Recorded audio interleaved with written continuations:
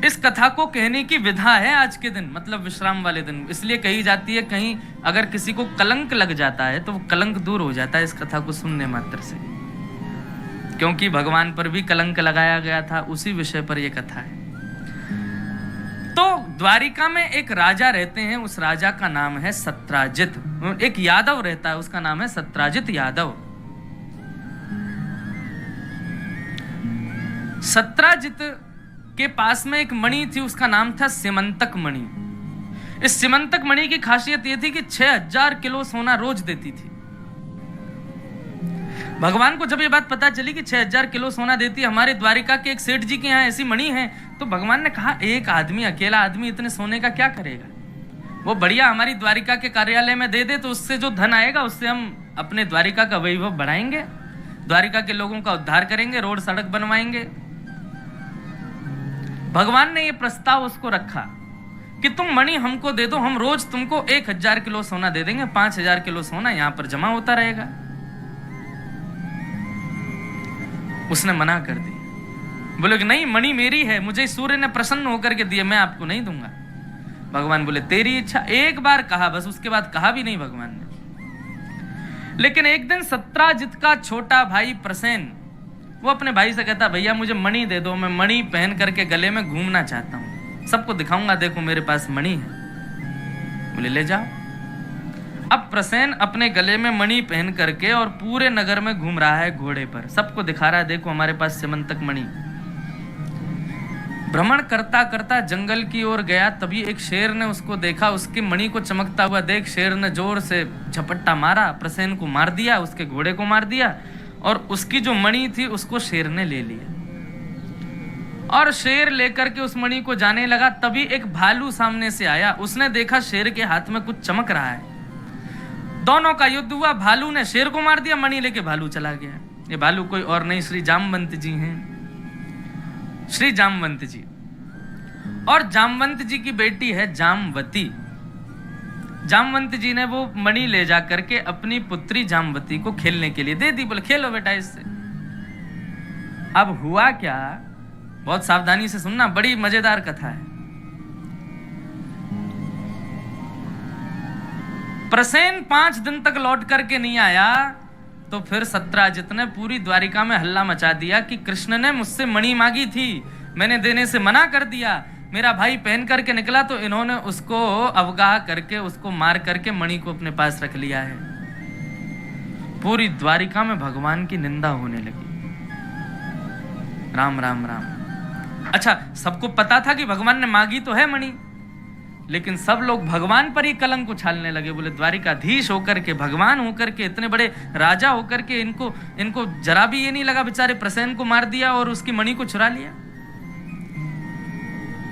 भगवान आनंद कर रहे थे, भगवान को कोई फर्क नहीं पड़ रहा था। रुक्मणी जी ने कहा, बोले प्रभु इस प्रकार से पूरे नगर में आपकी चर्चा चल रही है, आपको कुछ करना चाहिए। भगवान बोले जब हमने कुछ गलत किया ही नहीं तो हम करें क्यों। बोले ये बात आप जानते हैं, मैं जानती हूँ, पूरा नगर तो नहीं जानता, आपको कुछ तो करना चाहिए। भगवान बोले ठीक है, जाते हैं, ढूंढते हैं भाई कहाँ है प्रसेन। भगवान अपनी सेना लेकर के और पूरी द्वारिका नगरी में खोजते खोजते जंगल की ओर जैसे ही गए तो थोड़ी दूर जाकर के भगवान ने प्रसेन को मरा हुआ पाया। भगवान बोले पहले मणि खोजो, कहाँ है। बोले मणि नहीं है महाराज, लेकिन शेर के पंजों के निशान हैं प्रसेन के शरीर पर। बोले शेर ने इसको मारा है। शेर के पंजों के निशान के पीछे पीछे चले तो आगे जाकर के देखा शेर मरा पड़ा है। भगवान बोले मणि है क्या। बोले मणि इसके पास भी नहीं है। भगवान बोले ये कैसे मरा। बोले इसके शरीर पर किसी भालू के पंजे के निशान है। भगवान बोले इसके पीछे चलो। भालू के पैरों के निशान के पीछे पीछे गए तो एक गुफा में वो घुस रहे थे। भगवान ने अपनी सेना को कहा सब लोग यहीं रुको, मैं भीतर जाता हूं, यदि 21 दिन में वापस ना आऊं तो सब लोग वापस द्वारिका लौट जाना। द्वारिका की समस्त सेना वहीं खड़ी हो गई। भगवान ने जैसे ही अंदर प्रवेश किया तभी एक दिव्य प्रकाश दिखाई दिया। भगवान बोले ये तो सिमंतक मणि है। जैसे ही पास गए तो क्या देखा, जामवती उससे खेल रही थी मणि से। जामवती से भगवान ने जैसे ही मणि ली, उसने जोर से चीखना चिल्लाना शुरू किया। उसकी चीख सुनकर के अंदर से विशाल विकराल एक भालू जामवंत जी दौड़ करके आए और भगवान पर आकर के झपट पड़े। भगवान का उनके साथ युद्ध शुरू हुआ। कभी भगवान उनको मारे, कभी वो भगवान को मारे। दोनों एक दूसरे के ऊपर भावी होते जा रहे हैं। 21 दिन पूरे हुए महाराज, लड़ते लड़ते लड़ते लड़ते पसीना पसीना हो गया जामवंत। जब नस नस ढीली हो गई तब परास्त होकर के भगवान के चरणों में प्रणाम करते हुए कहा, जय हो मेरे रघुनंदन श्री राम, मैं आपको प्रणाम करता हूं। भगवान बोले, रघुनंदन कौन हो भाई? बोले, मुझे भूल गए? जामवंत के वचन सुहाए, मैं जामवंत हूं, आपका सतयुग का मित्र। भगवान बोले, तुम हमको पहचान गए? बोले, पहचान गया, आपने मुझे तभी बता दिया था कि आप आएंगे मेरी कुटिया पर। भगवान ने अपने हृदय से लगाया। जब रावण को मार करके आए थे भगवान श्री राम, तब सबको भगवान ने उपहार दिया और जिसकी जो इच्छा थी वो दिया। जामवंत जी महाराज जैसे आए तो भगवान कुछ देने लगे। बोले, मुझे ये सब नहीं चाहिए प्रभु। क्या चाहिए? बोले, जो मांगूंगा सो आप दोगे नहीं। बोले, बताओ तो सही क्या चाहिए? बोले, पूरे राम रावण युद्ध में केवल 2 ही थे मेरे समान बलवान। कौन कौन? बोले, एक कुंभकर्ण, दूसरा रावण। एक को आपने मार दिया, एक को आपके भाई ने मार दिया। भगवान बोले, तो फिर? बोले, मेरी हाथ की खुजली अभी मिट्टी नहीं है, मेरे को लड़ना है। भगवान बोले, तो फिर तुम्हारे लिए किसको बुलाएं अब? बोले, मेरे समान बलवान और कोई है नहीं, और किसी से लड़ूंगा तो मेरी खुजली जाएगी नहीं। मेरे समान बलवान तो आप ही हो, आप ही लड़ो मुझसे। भगवान बोले, मर्यादा पुरुषोत्तम राम है, हम बिना बेमतलब के किसी से नहीं लड़ेंगे। एक काम करो, द्वापर में हम कृष्ण बन के आएंगे और तब भी तुम रहोगे। जामवंत जी की आयु बड़ी लंबी है, सतयुग में भी थे, बराह भगवान की परिक्रमा की थी इन्होंने, त्रेता में थे, राम जी के साथ थे, द्वापर में भी थे और कलयुग में भी हैं जामवंत जी।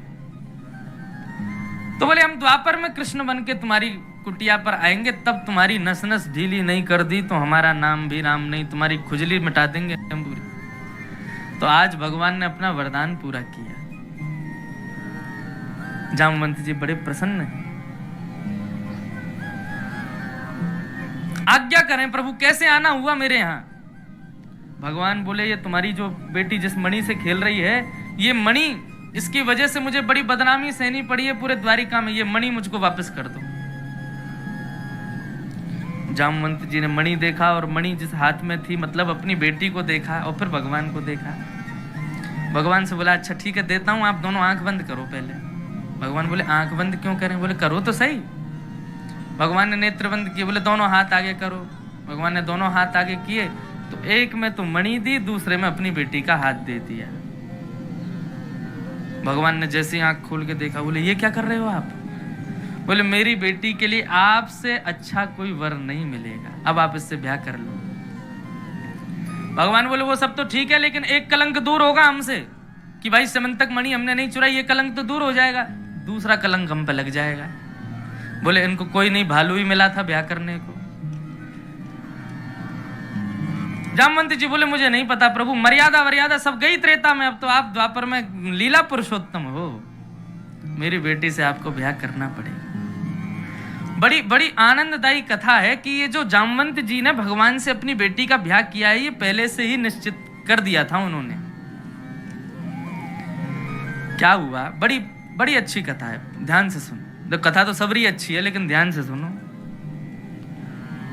जब राम जी रावण को मार करके लौट के आए तो जनक जी ने भगवान को एक पत्र लिखा, श्री राम जी को, और उस पत्र में लिखा कि प्रभु आप ब्याह करके गए सीता से, उसके बाद अभी तक आपका मिथिला में प्रसादी पाने के लिए आना नहीं हुआ है, 14 वर्ष के लिए वन चले गए सब। अब मिथिला के सब लोग किशोरी जी को देखना चाहते हैं, सीता के दर्शन की इच्छा है, सब आपसे मिलना चाहते हैं, तो आप विजयी होकर के आए हैं, यहाँ पर भी आपका स्वागत किया जाए, तो उसके लिए आप अपनी समस्त बानर सेना और समस्त परिवार के साथ किशोरी जी के साथ में जनक पधारो, आप जनकपुर पधारो। तो भगवान जब ये पत्र पढ़ रहे थे तो वहां जामवंत जी, हनुमान जी सब लोग बैठे थे। भगवान बोले, अरे हमारे ससुर जी ने बुलाया है, जनकपुर बुला रहे हैं, पूरी सेना के साथ बुलाया है। लेकिन भैया अपने ससुराल जाएंगे, इन बानरों को लेके नहीं जाएंगे हम। ये उपद्रव मचाएंगे, वहां उपद्रव मचाएंगे तो फिर हमारी नाक कटेगी। तो वहां बानर जितने बैठे थे सबका मुंह उतर गया। बोले कि हाँ, जब युद्ध करना था तभी ले गए, वहां पकवान मिलेंगे, वहां नहीं ले जाओगे। सब गए जामवंत जी के पास, सबसे बड़े जामवंत जी हैं। बोले कि नहीं, भगवान से कहो ना हमको भी ले चलें, हमारी तो ससुराल होती नहीं, भगवान की देखे आएंगे हम। तो बोले ठीक है, मैं बात करता हूँ भगवान से। जामवंत जी भगवान के पास गए। बोले प्रभु, सब बानर बेचारे बहुत बिलबिला रहे हैं, सब कह रहे हैं कि हमको ले चलो। भगवान बोले ये लोग उपद्रव मचाते हैं बहुत, किसी का भी छीन के खा जाते हैं, किसी के ऊपर भी चढ़ जाते हैं, किसी पे भी घुर्राने लग जाते हैं, और ये सब हमारे ससुराल में होगा तो फिर हमको बढ़िया नहीं लगेगा। मिथिला के लोग हमारी बहुत मजाक उड़ाएंगे। जामवंत जी बोले आप चिंता मत करो, ये सब बानर इनको मैं संभाल लूंगा, आप चिंता मत करो बिल्कुल, लेकिन इनको ले चलो। राम जी बोले तो फिर तुम्हारी जिम्मेदारी है, कुछ भी हुआ तो फिर तुम देखोगे। बोले ठीक है, मेरी जिम्मेदारी। अब तो महाराज जैसे ही वहां भोजन पाने, सब लोग जनकपुर की ओर निकले। सब बानरों के लिए भगवान ने वस्त्र सिलवाए। सब बानर वस्त्र पहन पहन करके, पगड़ी पहन पहन करके, बढ़िया सज धज के, लाखों करोड़ों की तादाद में बानर की सेना, सब जा रहे हैं कहां? जनकपुर में। जनकपुर में पुष्प वर्षण किए जा रहे हैं, सबको मालाएं पहनाई जा रही हैं। बानर सब सीधे चल रहे हैं, बिल्कुल भी किसी की ओर ना देखते हैं ना कुछ करते हैं। क्यों? जामवंत जी सबसे आगे चल रहे थे, उन्होंने कहा था जैसा मैं करूं वैसा करना बस। तो जामवंत जी यहां देखते हैं तो सारे करोड़ों बानर सब यहीं देखते हैं। जामवंत जी यूं ने हाथ उठा लें तो सारे बानरों के हाथ उठ जाएं। जामवंत जी थोड़ा खुजाने लग जाए, सारे बानर खुजावें। जैसे जामवंत जी कर रहे हैं वैसे सारे बानर कर रहे हैं। श्री रघुनाथ जी की संपूर्ण इस सेना को देख करके जनकपुर वासियों के नेत्र सजल हो गए, खूब स्वागत किया। सभा में विराजमान हुए सब। जनक जी महाराज ने कहा भाई सबके लिए, सब इतनी दूर से चल के आए, सबसे पहले भोजन की व्यवस्था होनी चाहिए। सारे बानर पंगत में बैठे हैं, अब पंगत परोसी जा रही है, लेकिन बानर एक को भी देख नहीं रहे हैं, ना तो कुछ देख रहे हैं क्या परोसा जा रहा है क्या, बस सब लोग जामवंत जी की ओर देख रहे हैं, वो जो करेंगे वही करना है। अब बानरों को पंगत परोसो क्या, वो पंगत परोसने वाले से ही पहले छीन लेते हैं, लेकिन यहाँ बानर सब अपने हाथों को पकड़ के बैठे, हमें कुछ नहीं लेना। सारी सामग्रियां आ गई, लेकिन बानर कुछ उठा के खा ही नहीं रहे। सब जामवंत जी को देख रहे हैं, ये खामे तो वही वैसी खाएंगे हम। जामवंत जी ने पूरे पकवान आदि सब देखे। सबसे पहले खजूर उठाया, अब उसको लेकर के जामवंत जी ऐसे ऐसे देख रहे हैं तो सारे बानर भी उसको घुमा घुमा के देख रहे हैं। जैसी जोर से उसको दबाया तो उसकी गुठली उछल गई। अब जैसे ही गुठली उछली तो गुठली को उछलता देख जामवंत जी बोले अच्छा मेरे हाथ से निकल के भग गई, तो जामवंत जी जोर से उछल गए। अब तो जैसे ही जामवंत जी उछले हैं, यहाँ बानरों ने उछलना कूदना शुरू किया, और यहाँ से वहां कूद रहे हैं, वहां से वहां कूद रहे हैं, कोई राम जी की थाली में कूद रहा है, कोई जनक जी की थाली में कूद रहा है, और जिसके हाथ में जो पड़ रहा है वही लेके भाग रहा है, खा रहे हैं। अब तो छूट मिल गई पूरी।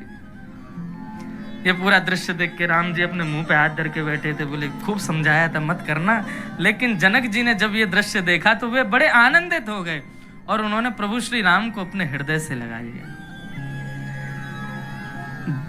दूर खड़े हुए अपने आप पर ग्लानि कर रहे जामवंत जी बोले कि सब बिगाड़ दिया हमने, लेकिन तभी वो भगवान की ओर देखते हैं तो भगवान जनक जी के हृदय से लगे हुए हैं, और इतना वात्सल्य जनक जी का राम जी के ऊपर उमड़ रहा है। वो दृश्य देख करके श्री जामवंत जी के हृदय में भावना उत्पन्न होने लगी कि जिस प्रकार श्री जनक जी ने अपनी बेटी का ब्याह करके इतना वात्सल्य प्रेम ठाकुर जी के प्रति प्रकट कर रहे हैं, ऐसा प्रेम मुझे कब मिलेगा, ऐसा वात्सल्य करने का अवसर मुझे कब मिलेगा। तो भगवान श्री राम तो सबके हृदय की बात समझते हैं। ऐसी भावना जैसे ही जामवंत जी के हृदय में आई, प्रभु श्री राम ने जामवंत जी की ओर देख के इशारे में कह दिया, बोले अगले जन्म में जब हम कृष्ण बन के आएंगे अवतार में, तब तुम्हारी बेटी से ब्याह करेंगे और आपको वही सुख प्रदान करेंगे जो सुख आज हम श्री जनक जी महाराज को दे रहे हैं।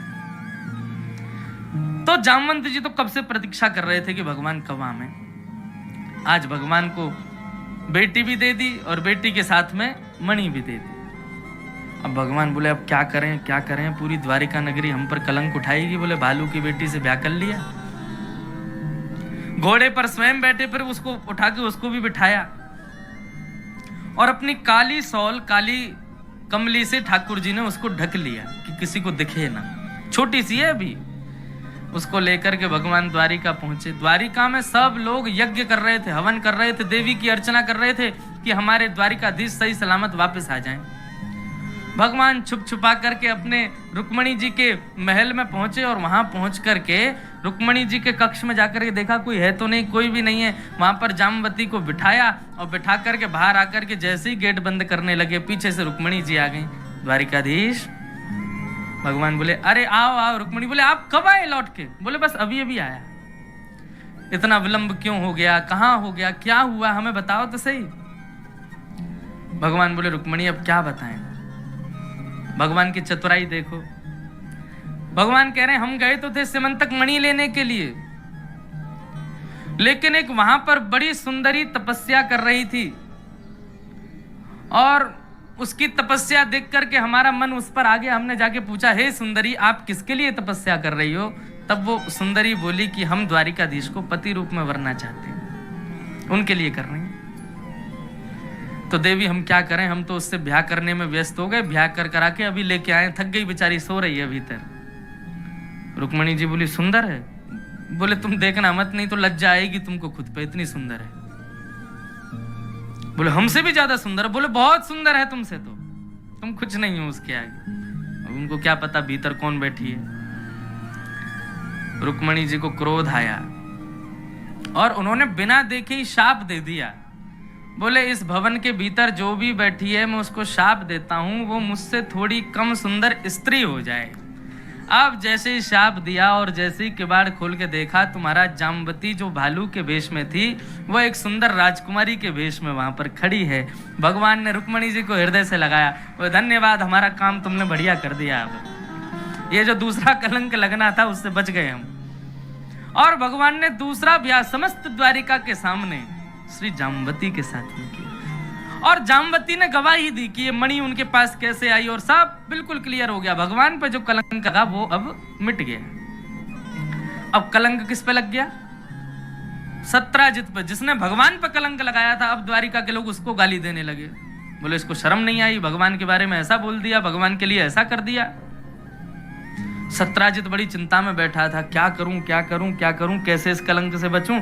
तभी उसने देखा उसके घर में भी एक युवा कन्या थी, उसका नाम था सत्यभामा। उसने कहा कि यदि मैं अपनी बेटी का ब्याह द्वारिकाधीश से कर दूं, द्वारिकाधीश को अपना संबंधी बना लूं, तो द्वारिका के लोग मेरे कलंक को दूर कर देंगे।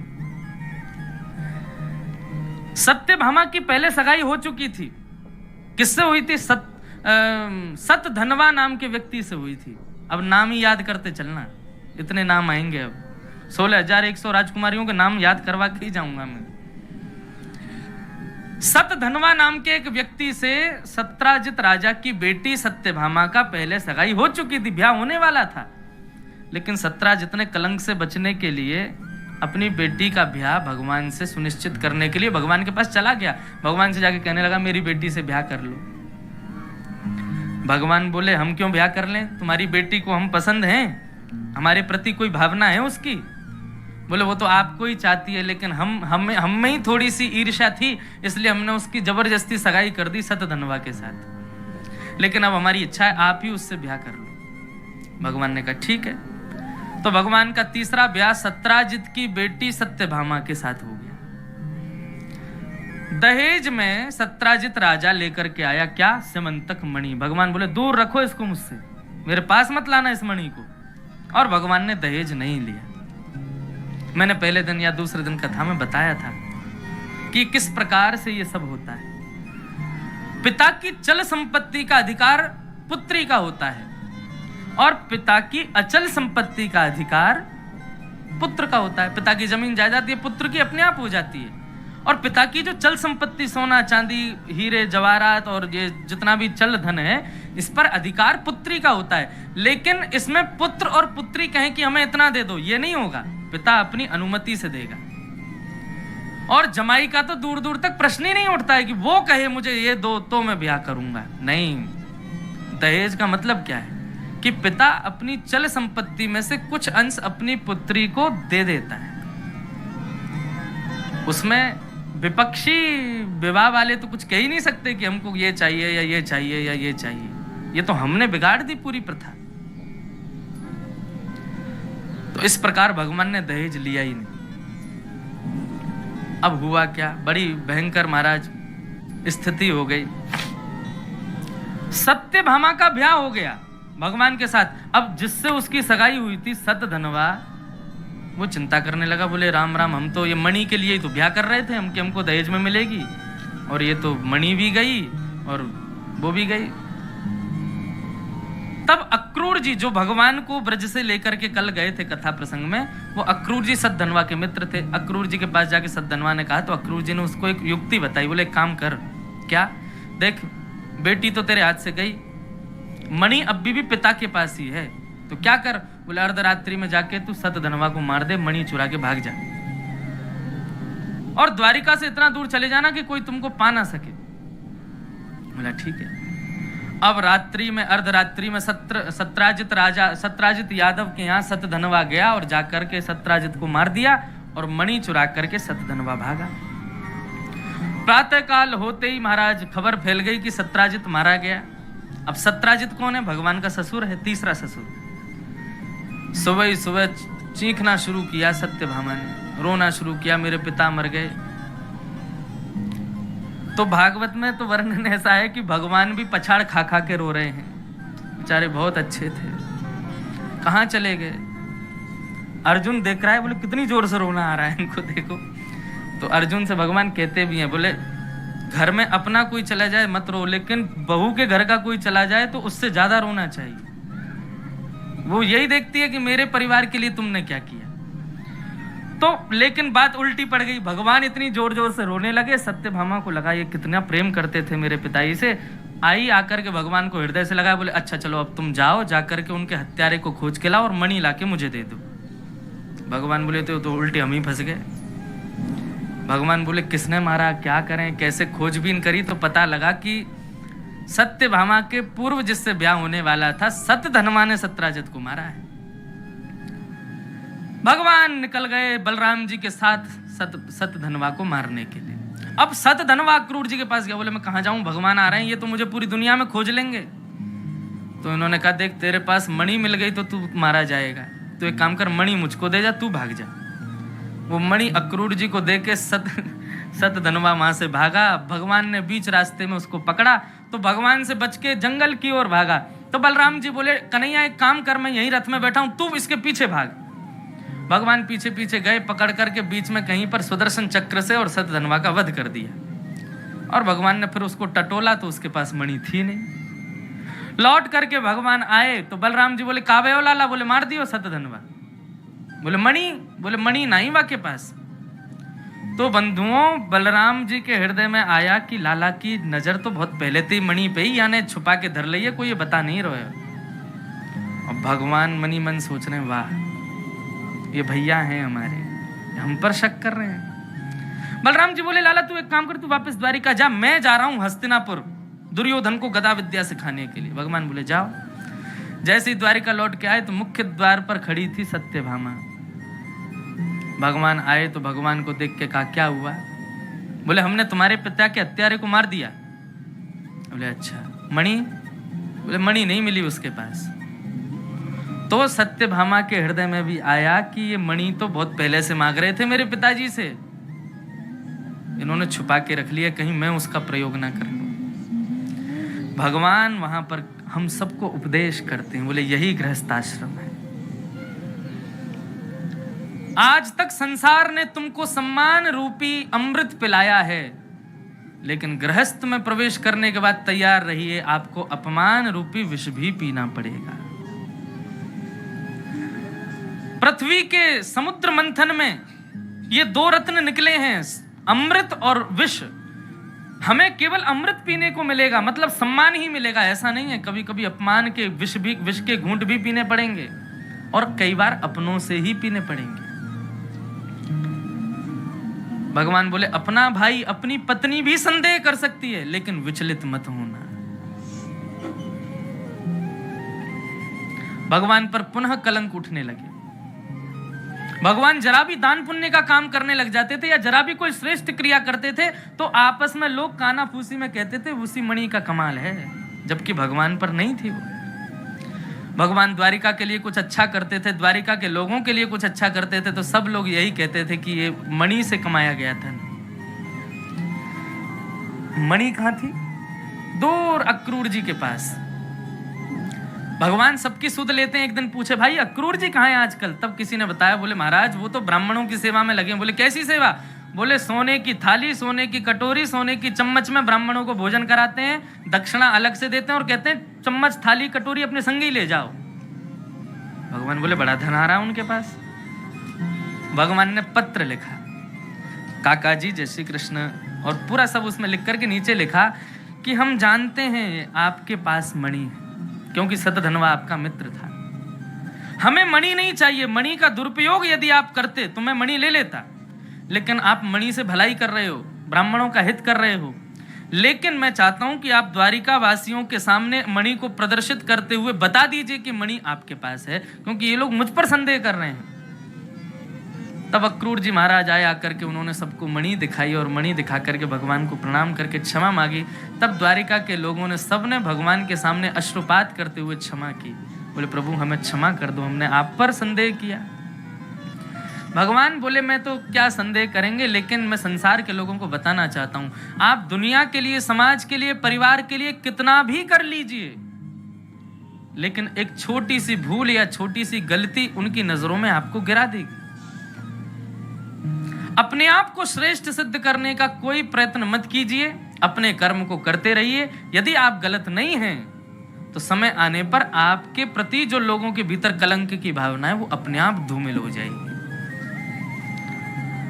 इस प्रकार से ये संपूर्ण समंतक उपाख्यान बताया।